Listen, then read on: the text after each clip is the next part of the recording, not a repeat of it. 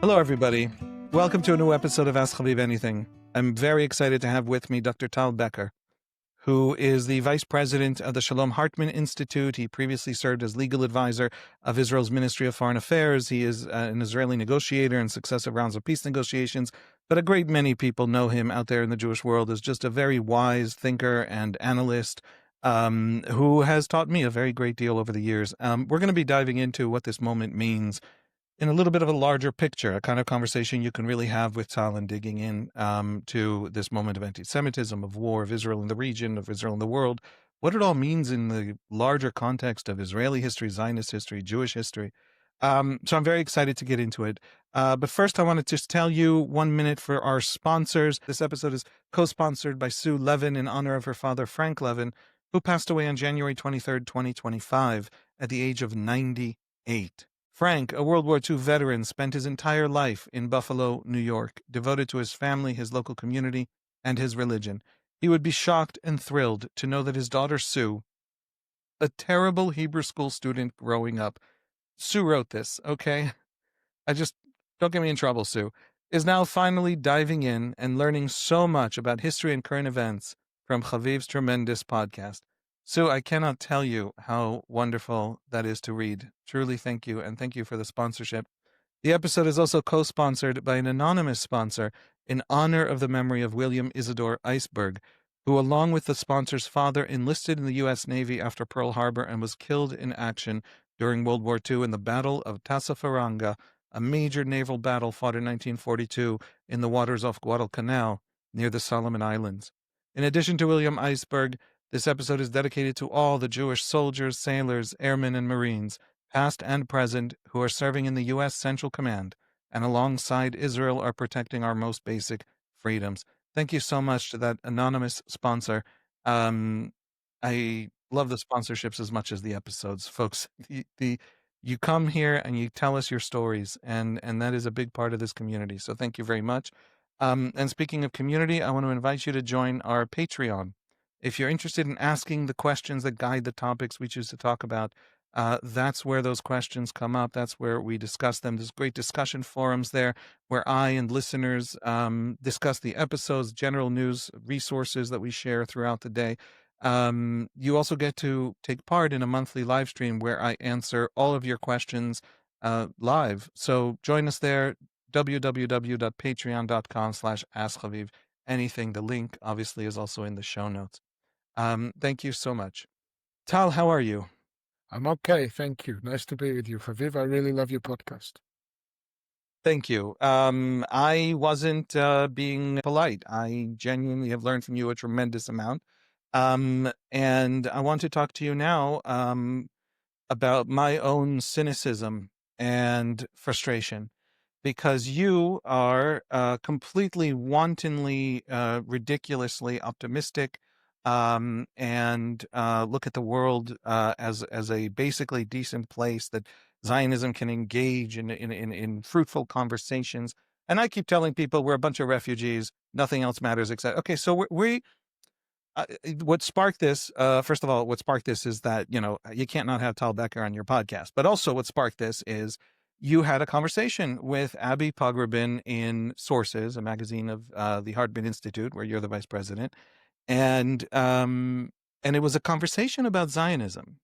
And it was a conversation about the tension in Zionism between engagement with the world, making the Jews normal, creating a Jewish polity that normalizes the situation of Jews that has never been normal because of what Jews represent in Christian thought, because of what Jews represent as the permanent other. What did Herzl call it?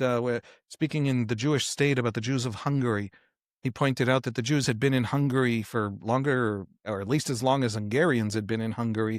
But Hungarians are the majority, and the majority gets to decide who the stranger is. And so the Jews are the stranger in a place they had lived for, a millennium.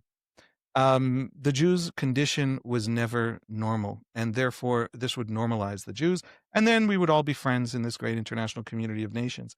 And there's another element to Zionism, which says, actually, there's a catastrophe coming, and the Jews had better get the hell out or they're all going to die. Herzl himself used the word catastrophe. Pinsker and many others, everyone who listens to this podcast has heard multiple episodes on these issues. And I am firmly in that camp. I love the world. There was an old cartoon called The Tick, a comedy cartoon where the Tick is this sort of mocking parody of a superhero, and the bad guy says, "I'm going to destroy the world," and the Tick says, "The world? That's where I keep all my stuff." So, I'm not opposed to the world. That's where I keep all my stuff. But a Jewish strategy for survival and thriving is a strategy that should look at the world with tremendous and deep suspicion. That is where I fall on Zionism. So I want to get into it. And I want to start where the wise Abigail Pogrebin started, which is to ask you, and I will put, by the way, this interview in the show notes, which is to ask you a question about your own view. You have said many times, Israel is a country established by people who were abandoned by the world. It is a almost perfect distillation of the actual foundational story, a story that people don't tell for some reason, as if you can understand Israel without understanding that. And yet you are an international law expert, one of the preeminent ones in Israel, who's genuinely committed to international institutions and to Israel joining in conversations. You worked in the foreign ministry. You were a diplomat, international lawyer. You represented Israel both at the peace talks and also in the ICJ, in the genocide case, and all these other issues. You believe in the world. You believe in the international community and international institutions. So my question to start this off is going to be basically taken from things you have said as well. This is a very strange moment. We are a regional power unlike anything that we have ever been. We have not only defeated the Iranian proxy system, we defeated it easily, pathetically easily, embarrassingly easily. The strength of Israel is extraordinary. And at the same time, at that very moment, we find ourselves in the middle of a whirlwind of anti-Semitism, unlike anything we've seen since World War II. And so we are a regional power. We are also somehow more vulnerable. How do you make sense of this moment? What do you think is actually Israel's situation in this moment? Is it good? Is it bad? Is it declining? Is it becoming better? Well, Javier, so there's a lot to unpack there. I don't really know where to start. Maybe start by saying that I agree with this strange moment of feeling both like a regional power and unbelievably vulnerable and under assault at the same time. And one of the ways I think about this in terms of the war in general is that we have had phenomenal success in taking away the capabilities of our enemies to harm us. But let's put it this way, we haven't yet had phenomenal success in taking away the appeal of the story that Israel is somehow an illegitimate entity, that our acceptance is not yet something that is taken for granted or self-evident. And so in a way, almost it feels like we are more challenged in the West right now than we are in the Middle East. I don't know how long that dynamic is going to last, but it's a kind of crazy moment when we looked traditionally to the West as support for the legitimacy of our story and also to some support in other ways. And we felt very, very physically vulnerable in the Middle East. And it seems that the calibration of that has shifted, that we now feel physically strong in the Middle East, but vulnerable in terms of our story, in particularly in the West, to some extent in the Middle East as well. That's the first thing. The second thing to your introduction is, the way I see it, and maybe here you and I, Giffey, you've done a great job of really emphasizing Zionism as a story of refugees, right? And that identity story of people, in the language that I used, of people abandoned by the world. But Zionism is a very diverse story with lots of different emphases in it, right? And lots of contradictions in it. And you listen to the old Zionists and the new ones, right? And the way that they tell the story has this tension, for example, between wanting to do something new and wanting to revert to something old, right? Between wanting to be normal, Jews finally wanting to be able to just exhale, and wanting to be exceptional and a light unto the nations and some kind of amazing story, right? And then that core tension, which you mentioned, that tension, I think, between Zionism being a way for Jews to return to the world, right, which is sometimes explained or given voice in the 1897 Basel, the first Zionist contract, where we said the goal was to establish a Jewish homeland secured by public law, as if it mattered, it mattered somehow whether we were recognized, how we were engaging with the world. So there's that story of Zionism. It's the way for us to return to the world. And then the other story of Zionism, which has felt really powerful, I think, in the last 2 years, which is this is a way for us to shield ourselves from the world. And there is that element of Zionism which is hard to avoid, which is kind of has in it a kind of basic pessimism about the world. I mean, Herzl, when he made his case for the Jewish state, in his first, like one of the most foundational ways he describes it is, in vain are we loyal citizens, he says, in the Jewish state, right? In vain do we try to contribute to the societies in which we live. Eventually, anti-Semitism is coming for us, says Herzl, right? And in a way, and he even says it stronger, in those societies that are most cultured, in those societies where Jews feel that they belong the most, that is where anti-Semitism will come in its fiercest form. And it's very depressing to see how right he was about that, right? And I think to some extent, Herzl bought into the idea that, yes, Jews, in order to be able to survive, simply need to retreat from the world. But he added a bit to it, which was, I think, mistaken, and that was the idea that somehow Israel would cure anti-Semitism. If Jews were not just a minority in other societies, but were back on the world stage, returned to history, were part of the family of nations, anti-Semitism would subside. And that part of Herzl's story, I think, sadly proved to be pretty wrong. But overall, I would say the fact that right now, Chaviv has an emphasis, like most Israelis, on that version of Zionism, which is the story that the world can't be trusted. We have to kind of disconnect from the world. Our stuff is in it, as you say, but we have to basically be very hard-nosed about it. Doesn't mean that that's the only version of Zionism or that's the only possible story. These things fluctuate, I think, over time.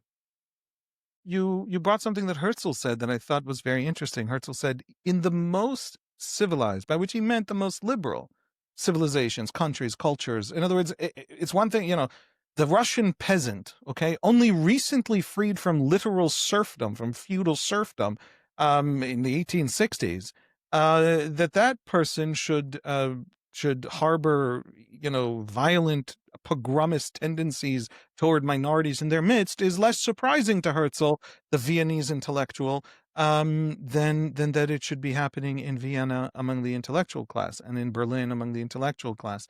And then Herzl concludes that actually it's probably even worse among the great intellectuals and liberals. And he has this whole explanation that's in the Jewish state where he says in these words, emancipation created the insane kind of anti-Semitism we know today. How did emancipation, this French revolutionary idea that Jews just need individual rights, everybody needs individual rights in the modern democratic, revolutionary French state. And so I give, what was the French philosopher who said, I give to the Jews nothing as a collective or as a people, but everything as individuals. In other words, they would become Frenchmen of the Mosaic persuasion. That Jew who is just a Frenchman, individual right. Well, who cares what church he prays in? His church happens to be a funny looking church, which is called a synagogue, but he's a Frenchman, and that is all he is, and that is what he is under law. And the French brought this emancipation to German-speaking lands by force of arms. Napoleon's conquest is what brought it to German-speaking lands, and the Jews begin to undergo this emancipation. People don't remember today, but what does emancipation actually mean? Jews are legally limited in the jobs they could hold. Jews are legally limited in the places they could live or the universities they could study at. And those laws, the laws of the ghetto that keep them in certain places and keep them down, those laws are thrown out with emancipation, and the Jews can suddenly swarm the universities, live in any neighborhood of Vienna they want, do any job they want, sit in parliament, for God's sake. Can you imagine? And that, Herzl says, drove the insane anti-Semitism of his period. And the reason that did was that Jews used to legally be under the Christian. The Christian was here, the Jew was legally down here. In the Russian Empire, it was the Pale of Settlement. In the German Empire, there were multiple layers. There were actually 3 different levels of legal status a Jew could be given under Prussian law. And once all that was gone, the Christian didn't know his position. Because if knowing that you were above the Jew was foundational to Christian society. It's in St. Augustine. Being above the Jew is how I know I'm a Christian. And when being above the Jew was no longer a legal truth, it had to become a social truth. And so societies organized because emancipation was letting the Jews out of the ghetto to push the Jew back into the ghetto once again. But this was a worse ghetto because this was a social ghetto, not a legal ghetto, not an ancient ghetto, but a new socially enforced brutality and abuse. And Herzl wrote a play called The New Ghetto about how this hatred is trying to push us back into the ghetto. So liberalism did it. Emancipation, Herzl wouldn't have put it this way because he didn't know the future, created Nazism, that Nazi anti-Semitism. And so I give up. Where does the anti-Semitism in the West come from today? Yeah, now we have a bunch of Nick Fuentes being platformed by the Tucker Carlsons. Okay, they're making a new campaign. It's a war over the soul of American Christianity, and the ones who need American Christianity to be anti-Jewish are the ones guaranteeing that American Christianity will look like Islam looks like today in Egypt, because it's basically a kind of Christian Muslim brotherhood. But the anti-Semitic rage, the willingness to see millions of Jews hurt and destroyed, the support for October 7. You know what? The Christian anti-Semites usually don't celebrate October 7 or Hamas.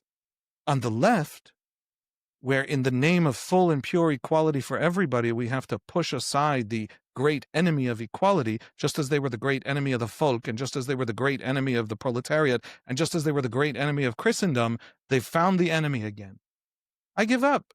Emancipation, in a way, especially in Europe, first of all, brought the lines that differentiated people down a little bit below the surface. They weren't drawn legally. They were cultural and political, and it was more blurred, and that actually created a wellspring of anti-Semitism in a very different and more dangerous form. So I hear that.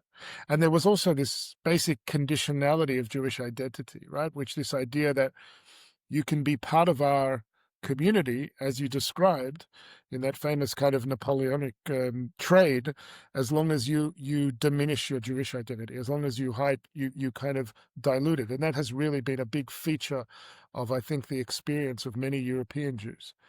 And I want to say about that, first of all, that what the Jews have represented for so much of their history is the question about whether societies can deal with difference, whether they can cope with difference.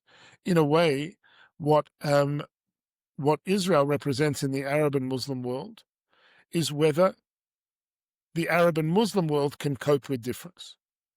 And what Jews have represented throughout history is that same question. Right? I kind of have this image in my mind of a Jewish minority in, let's say, France. I don't know, 14th century or something like that. And the people of France, generally speaking, they know that Jesus is the Savior. They know what the truth is. They know the way they want to live their lives. And they see a Jewish minority that lives a different way. And they basically say, we better really go tell these people what the right way to live is and what the right things to believe are. And when they come to the Jews and tell them that, and parts of the Jewish community say, thanks, we're okay as we are, at that moment, that society is tested as to whether it can cope with difference. And there's a real risk in those kind of societies that what they call liberalism is effectually, in effect, demanding conformity and the rejection of anyone who is different. But what I want to say to you, and I think there is a possibility, a version of liberalism that is more honest to liberalism, is not this kind of conditional acceptance. I think at the better periods of American liberalism, for example, we may be at a phase where America's story of itself is being deeply contested. But America, differently to Europe, I think, made a celebration of difference rather than a toleration of difference. And there was a capacity for American Jews to feel like, at least in principle, they could be different and accepted. They didn't have to be the same in order to be accepted. They didn't have to dilute their Jewish identity. We can talk a little bit about whether American Jews made that choice, because you could make the argument that American Jews nevertheless made the choice to kind of, at least some of them, at least a significant number, to diminish the strength, their difference, in order to make sure that they belonged. And there was a defensiveness about that. But fundamentally, the problem isn't liberalism, in my view. The problem is the way liberalism has been interpreted. And in the current day and age, the way liberalism has been hijacked by this kind of version of progressivism. If I had to describe at a very fundamental level what the challenge of Jews is today from the left and from the right, we're desperately trying to save liberalism from progressivism and save nationalism from ultranationalism. Because the sweet spot for Jews is, okay, liberal is great, because then in true liberalism, you celebrate difference, you express different identity, and then it shifts into this very illiberal kind of progressivism that we're seeing today. And nationalism is also great. It is an exception of collective identity as something that is important and to be valued, and Jewish collective identity is something important to be valued. But then it morphs into ultranationalism. And then you see the enemy within, and you are always looking for those who are challenging, and you really have this kind of preoccupation with that enemy. So in my view, it isn't, my first point to you, Chaviv, is that it isn't liberalism per se, and it's not nationalism per se. It's the moment we are in, and it may be a long moment and a dangerous moment. The second thing, and I get this from you, Chaviv, and a lot of people do it, is the definitiveness, right? I don't know how else to describe it. It's either this or that, right? You give up. You've decided you give up. We don't get to give up. It's always about making things better or worse, improving our situation or making it worse. Does it mean that Israel needs to be strong and able to defend itself? Absolutely. But does it mean we just reach a conclusion? As I saw once on Eretz Nehederet, the Israeli satirical show, that this kindergarten teacher, she has a globe of the world, and she asks the students, points to Israel, asks the students, what's this? They all say Israel. And then she spins the globe and says, and what's this? And all the students say in unison, antisemia. It's just anti-Semitism all over the globe. That's not the reality either. And I think we condemn ourselves and take away some of the agency that was embedded in Zionism when we tell ourselves a story it's just about giving up. We have friends, we have allies, we have relationships, we have power, we have voice, we have resources. We have societies that are in different phases of their battle with liberalism, progressivism, and nationalism and ultranationalism. And I don't think it would be true to Judaism or to Zionism to simply give up on all of that. Here's why I think we might have lost that fight already. And yeah, there's always a new day and a new sun rises, and you go back to the fight. But why? Why do I have to constantly fight? What am I actually fighting about? Whether I deserve to exist? Why can't I stand there and say to the world, fuck you? The protests for Gaza are totally unprecedented. Totally unprecedented. There was a Vietnam War protest back in the Vietnam War. They were not this regular. They were not this long-lasting. They were not this big. They were not this diverse. There's no protest whatsoever to any kind of massive, horrific, genocidal war anywhere in the world, ever in the West, ever on any war like this. Nothing a tenth the size of this protest movement.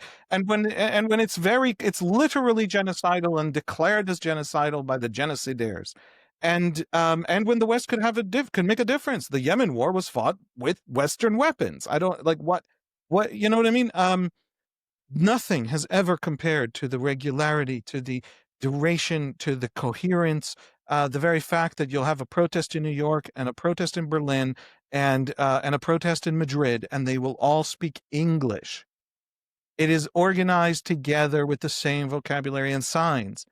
That has never existed before. There is currently at this moment a war in Sudan. Some allies of Western countries are part of that war. That war has seen 150,000 deaths, probably much more than that.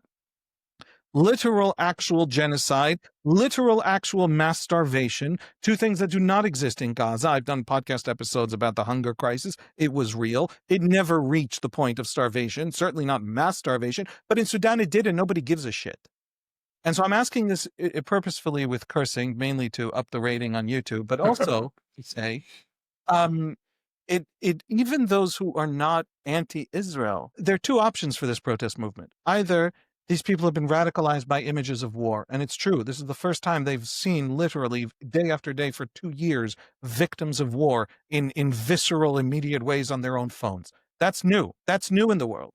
And maybe that's radicalizing people against war. Wouldn't that be amazing? Wouldn't it be amazing if we take on the chin the very first time that the whole world mobilizes against war, but forevermore it'll be very hard to fight wars because this is the world's response to war? Wouldn't that be unbelievably wonderful? I'll take that. I'll absolutely take that. But what if it never happens again?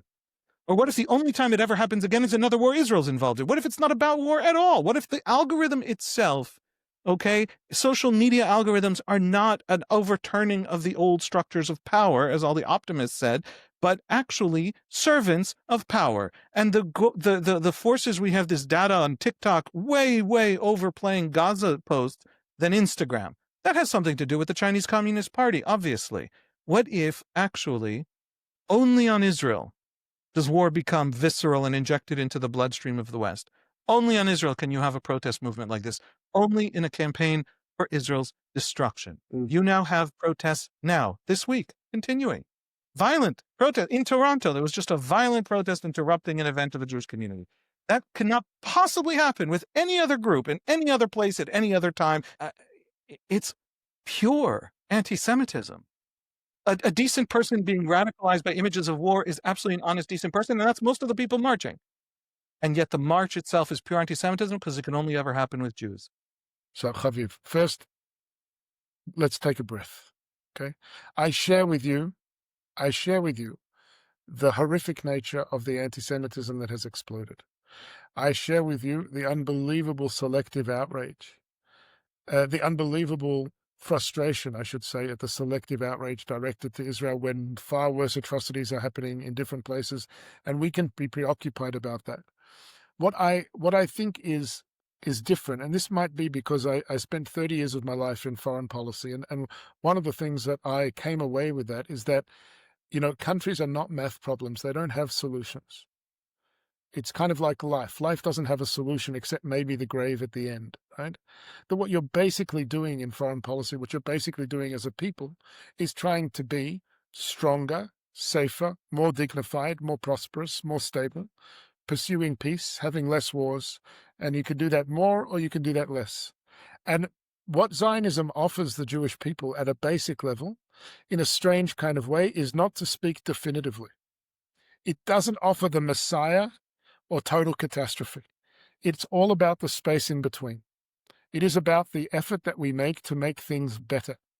Now, you said, why don't we just say to the world, screw you, we're not interested in you. So there are two big reasons why not. First of all, because we would be worse off if we did.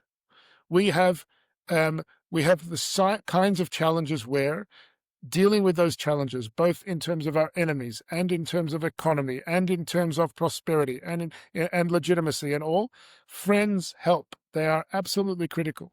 The support of the US is very important. Relationships with other countries. It isn't a black and white situation.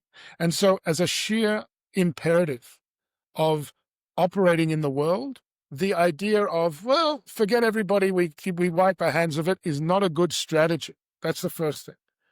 You find your friends where you can, you delegitimize and marginalize your enemies, you do not give up, because that is not something that is a good way of advancing the interests of your people. That's number one. But number two, in my mind, there is something non-Zionistic about giving up in that way. The essence of Zionism is that the Jewish people have agency, and their agency is not just about, creating this kind of shtetl that is very well armed. That was not the aspiration of the Zionist story, a well-armed shtetl. That rather than we be in Lodz, we're now in Jerusalem, but we have an F-35. Zionism had a much bigger aspiration, and we cannot let our enemies define their aspirations for us. Doesn't mean if it's a long horizon and a big effort, and never to be naive and to be hard-nosed about it and to see our enemies for what they are and their genocidal intent. I give you all of that. But what I'm not willing to do is abandon the aspiration and allow them to define the outer limits of our aspirations, because in doing so, we undermine a little bit of our own soul, and we undermine Zionism as well. Now, I want to say one more thing, Chaviv, in this general sense.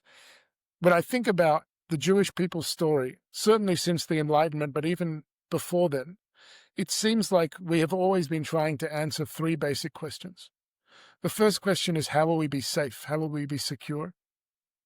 The second question is, how will we be accepted? How will we be normal? How will we be seen as being just part of the world? How will we be able to exhale as a people? And the third is, how will we be exceptional? How can we build an exemplary society? How can we be agents for the betterment of humanity? How can we model the relationship between power and morality in a way that, justifies our tradition and our values. Those three aspects of our story, how do we safe, how are we normal, how are we exceptional? I find every Jew I meet has a different calibration of those three. They're looking to answer those three in different ways.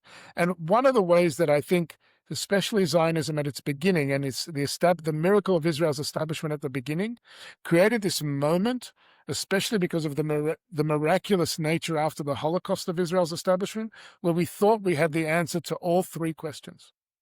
Israel was going to make sure Jews were safe, Jews were accepted, and that we built an exemplary society. And I think later generations, and especially after October 7th, there's this feeling of shattering, this kind of feeling, the noise you can hear of, oh my God, is a little bit a feeling of, wait a second, we're not all that safe. We're not as safe as we thought we were. We're certainly not accepted. Look at this wave of delegitimization and a huge argument around our exceptionalism. And I think the problem, and I hear it in your questions a bit, Chaviv, and I kind of want to push you on this, is the idea. The problem isn't that we fell short on those three. The problem is that we thought that Israel was the solution to all these problems. Israel is not the solution to the Jewish people's problems. It is the place where the Jewish people are best equipped to deal with those problems. They will not go away. They are not meant to go away. Anti-Semitism, Herzl was wrong, anti-Semitism will not disappear. The struggle for the legitimization of the Jewish people in the world, given anti-Semitism and the history of and the difficulty with difference and the ultranationalism and progressives and so on, it will also not go away.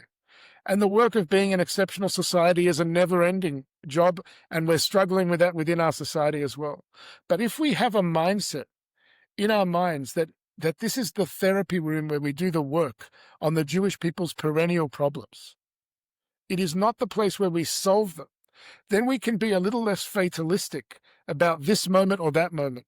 We can be in a moment where we have the tools to marginalize anti-Semitism better, where we are able to empower and engage with our friends. We have an unbelievable, this I think I've heard on your podcast too, I think you'll agree with me, we have an unbelievable opportunity in the region at the moment to enhance Israel's legitimacy, to enhance the acceptance of the Jewish people in the Arab and Muslim world, even if it's threatened in the West.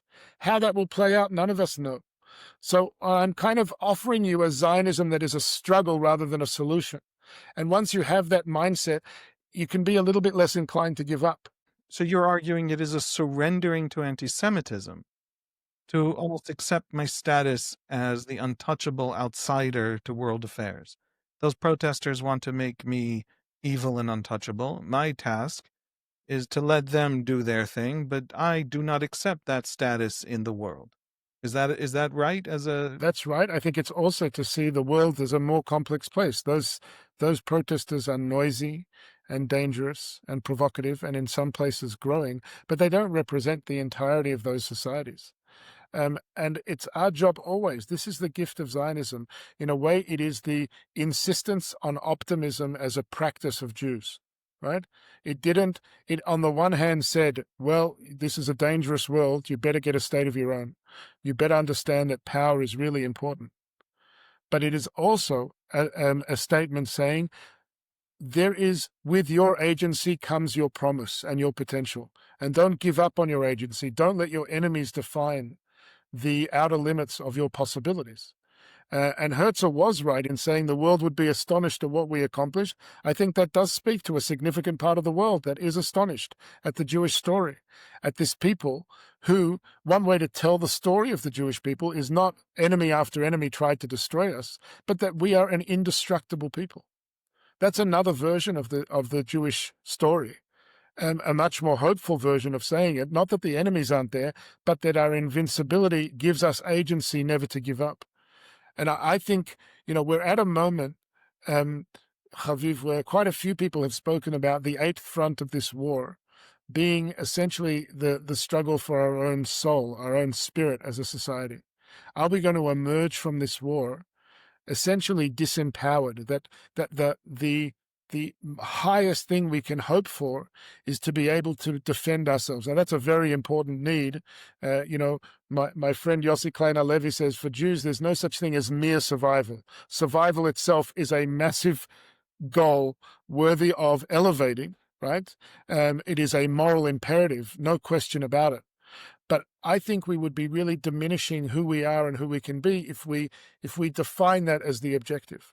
The Jewish people, another way to think about this, and I say this often in my talks, the Jewish people are about 3,500 years old. For most of that history, they have not had the capacity to defend themselves. They have not had the capacity to really be the ultimate arbiters of their future. Now, we can't determine our future completely, like no people can. There are other forces that will play a role. But Zionism has given us the gift of being able to imagine who we want to be and then act towards it using the resources. Why let our enemies diminish that imagination? And maybe the last way I'll put this, because I often find myself, and I'm sure you do too, Chaviv, we tend to talk to similar audiences one after the other. Either I'm before you or you're before me. I often hear that they've spoken to you.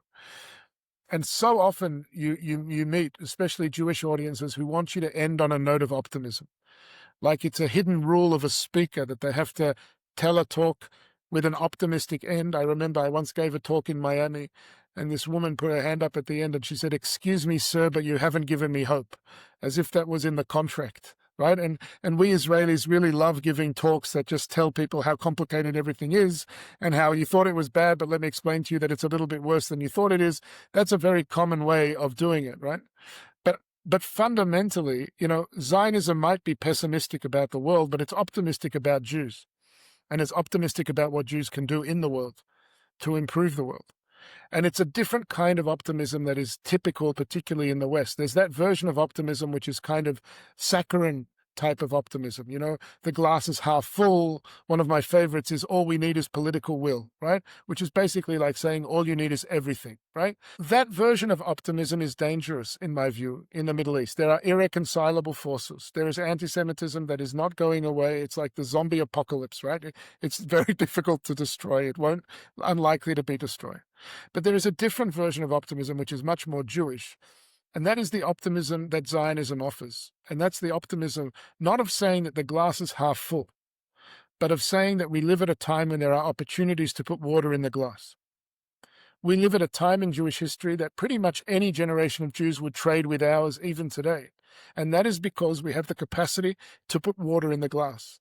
And the idea that we would intellectualize ourselves out of the thought that we could make things better and just give up is a denial of the gift we have been given. It's not a recipe. It's not a prescription for naivety, given the forces we are facing. But it is an insistence on a kind of Judaism and Zionism which is always about hope.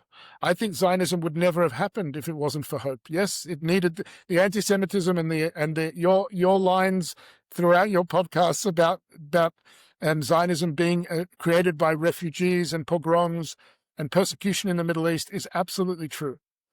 But Zionism is also about hope.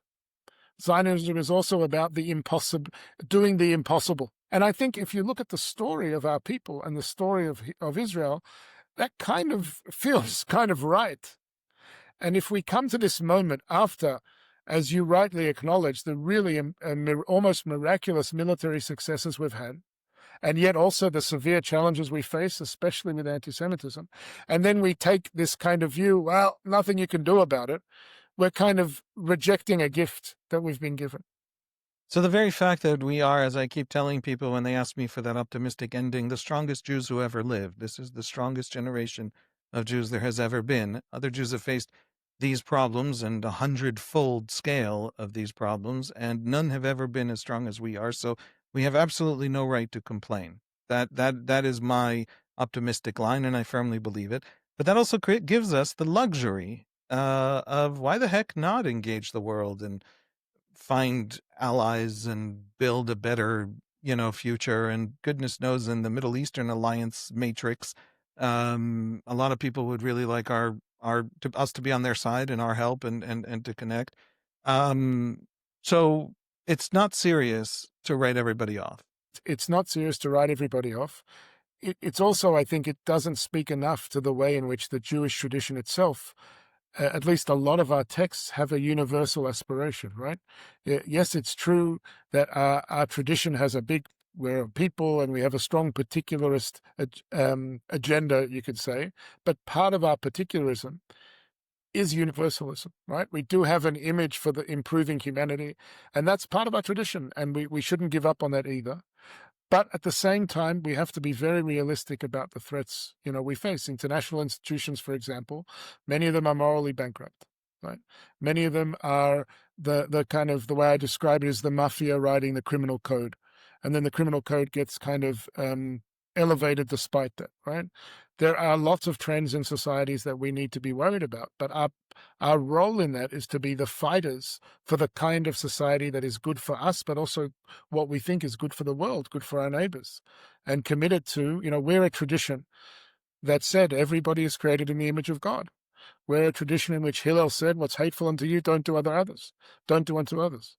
And that those traditions, I think, need to also be embodied in the way we embrace our foreign policy. Not Pollyannish, completely committed to our security, completely committed to the relentless confrontation with those who want to destroy us, but never giving up that spark of wanting to build a better world. I can't tell if you're an optimist or not, honestly, because Dan Shiftan would say, when I would say to him, what's the solution to Gaza?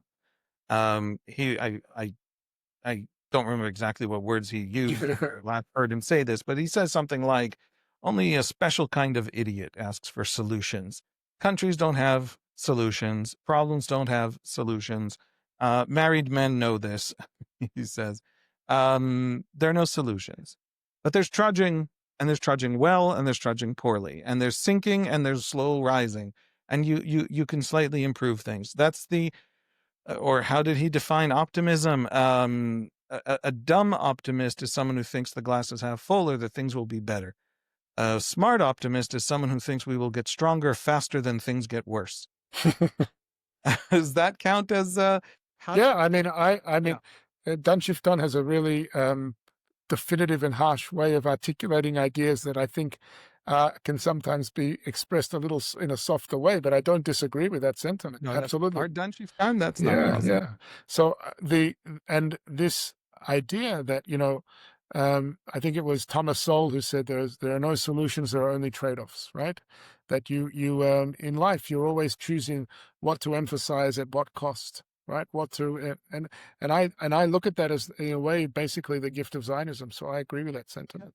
Can we push back this anti-Zionist moment and this anti-Semitic moment, and somehow fundamentally change our relationship with the Palestinians in ways that could be constructive in the future, and somehow push back? I mean, there are all kinds of indicators that there's part of the Muslim Arab world that wants to engage us, the Abraham Accords, etc. And there's many indicators that that's an elite project, and that public opinion, ordinary public opinion, isn't just anti-Israel from the Gaza war. Muslim Brotherhood versions of Sunni Islam are spreading in the population, and they actually hate us and want to destroy us more than ever before. All of these arenas, I forgive myself for despairing, telling it all to go right, writing the whole world off. And even if I completely agree with you and take your point, and you're obviously absolutely correct, you called it in the interview with Abby, the permanent possibility of the presently unimaginable. There could even be peace, because half of the things happening today, nobody imagined 10 years ago. So what right do you have to pretend like it? Nevertheless, the forces arrayed against us are deep and embedded and not going anywhere, and structural to the societies in which they exist. Just a conceptual point to make, and that is that, I pretty much remember every mean thing a teacher said to me when I was at school about me, and I don't remember the praise, right? We have a tendency to remember and internalize the negative possibilities and negative things, where we have a harder time when things are uncertain, for example, imagining that they might go in a positive direction. And that's partly Jewish, it's partly human. But we are at a moment where so much is volatile and so much is uncertain. And we've been surprised so often in multiple directions that to have the arrogance to say that because of this uncertainty, it's necessarily going to go in a negative direction and not a positive direction is not a certainty that we can have the luxury to share. Now, you mentioned a whole set of problems and a whole set of challenges. We could have added to it a year or so ago, the Hezbollah challenge, which is very different to what it is today, the Iranian challenge that is very different to it today, the question about the resilience of a younger generation of Israelis that we thought one thing and were surprised and found another thing. So I don't disagree with all your descriptions of the difficulties, but I can envisage in my mind a kind of positive scenario on any number of these issues, trends that, I'll give you one, I'll say something silly that has been maybe a little too fantastical that has been occurring to me the last few days. Anti-Zionism is so trendy at the moment in parts of the West. I've begun to wonder whether it's about to be uncool because it's a bit too trendy, right? And maybe the people who will reject anti-Zionism, that'll become the trendy thing because everybody's doing that. It's become a little bit old, right? Is that a possible thing? How do you encourage it? When you think about anti-Semitism itself, right? I mentioned the zombie apocalypse. Fighting anti-Semitism, it's not really about convincing Nick Fuentes not to be anti-Semitic. It's much more about creating societies that are inoculated from anti-Semitism as best as possible and investing in a kind of Jewish identity that has a resilience in the face of that. I think post-October 7th, we have a huge opportunity to double down on a Jewish identity and Jewish literacy and Jewish resilience within our communities that maybe will be robust enough to withstand that and maybe create partnerships to push in a different direction. And in the region, I think we have a tremendous opportunity to advance normalization. And what is normalization? Normalization at its heart is the articulation of an Islamic idea that is in competition with Iran, in competition with Hamas and Hezbollah, essentially saying that Jews and Muslims are not in a zero-sum contest. And I don't rule out the possibility, it's not an inevitability, but I don't rule out the possibility that in an atmosphere of increasing normalization, the nature of the Israeli-Palestinian relationship has the potential to improve for the better. Let me just put it that way. It can get worse and it can get better. And the minute you accept that something can be worse or better, the only thing you have to do is get to work. I think I mentioned this, I can't remember where, but I once spoke to a previous head of the Mossad, Meir Dagan, and I asked him, he has passed away since, but he was a legendary head of the Mossad, and I asked him on whose side is time. And he gave a very Mossad-like answer, which is time is on the side of those who use time well. That's it. Time is on the side of those who use time well. So just get to work. That's what Zionism gave us, the ability to get to work. Do we know the outcome? Nobody knows the outcome. But I find tremendous strength and optimism in the practice of being able to get to work. I think I'm going to title this episode Zionist Therapy Session with Dr. Tal Becker. Thank you very much for joining me. Thanks a lot.